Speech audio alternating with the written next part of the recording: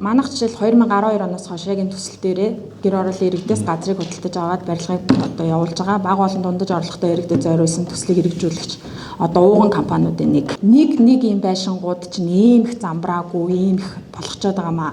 Энд сууж байгаа компаниуд чинь дандаа төлөвлөлтөөр явж байгаа хотхон барьж байгаа том компаниуд тахгүй юу? Байр суурь бол таны ярьж байгаатай бол нэг байгаа. Замбраагүй жижиг сажиг болон тохоод ийм байшингууд ирчээд байна. Зарчмын үед бол зөрүү алга яг нэг ойлголттой. Би энэ дахин төлөвлөлтийн төслүүдийг маш сайн мэдж байгаа. 13 онд 15 онд энэ ингээд эхлэх нь зүв байсан. Гэхдээ өнөөдрийн зарчмаараа та зүгээр өнгийг нь боддоо дахиад энэ үргэлжлэлээ гэж бодъё. Газрын төлбөр байхгүй. Тэгээд өөрсдийнхөө орон сууджуулж байгаа хэсэг дээрээ одоо бусад төслүүд чиг дуудлага худалдаагаар газар аваад орон сууджуулах хотынхоо ерөнхий төлөвөөр явах байсан чинь том байлын төлөвлөлт тэнгүүтээ газар чөлөөлөх гэрээгээр газар аваад хийчихэж байгаа байхгүй юу. Тэгэхээр өнөөдөр 25 оны үед энэ бол ажилахгүй зарчим болчиход байгаа.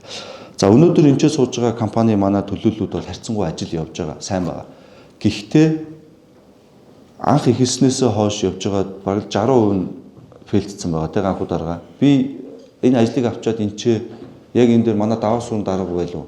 11 сард ирээд Баян зүрхийн иргэдтэй уулзахад бараг зарим дахин төлөвлөлтөнд ороод өнөөдөр гараад дампуурсан байгаа захирлуудын өмнөөс бие баргалж чулуу шийдүүлээ явж байгаа шүү.